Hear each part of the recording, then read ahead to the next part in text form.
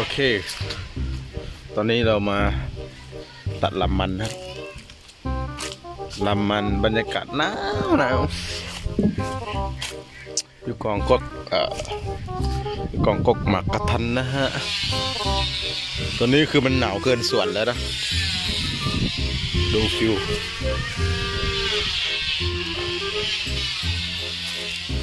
ง่ายวิธีการตัดลำมันต้น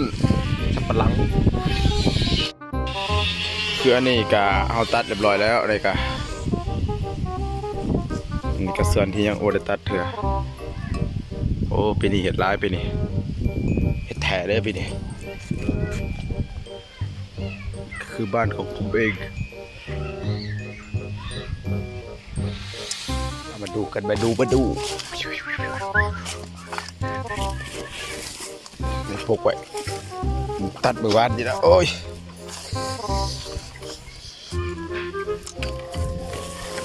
บรรยากาศโอ้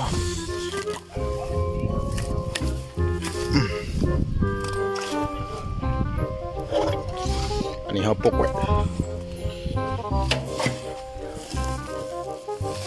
นี่ของตายอ่ะเดี๋ยวนี้ของตายโอ้เราไปตัดกันให้ดูนะฮะ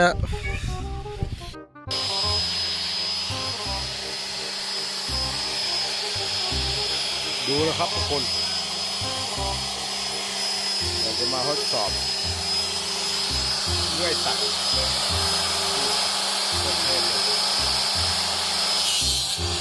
นะ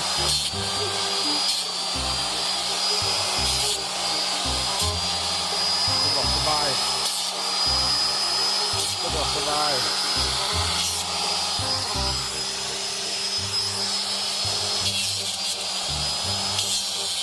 เร็วก็ได้ช้าก็ได้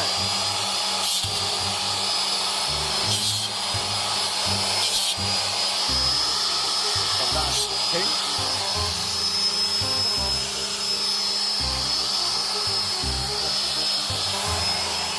ต้องผมไม่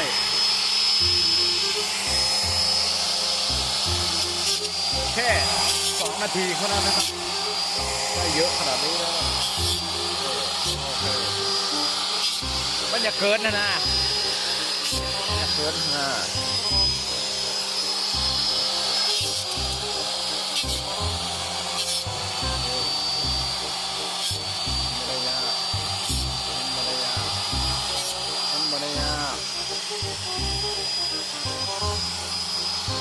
บรรยากาศดี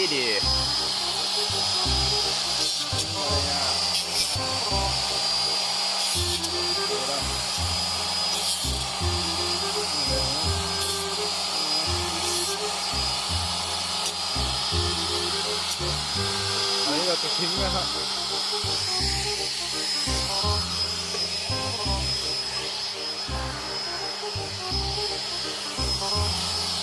เราจะตัดทิ้ง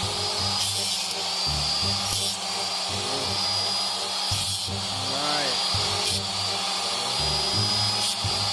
เดียวทิ้ง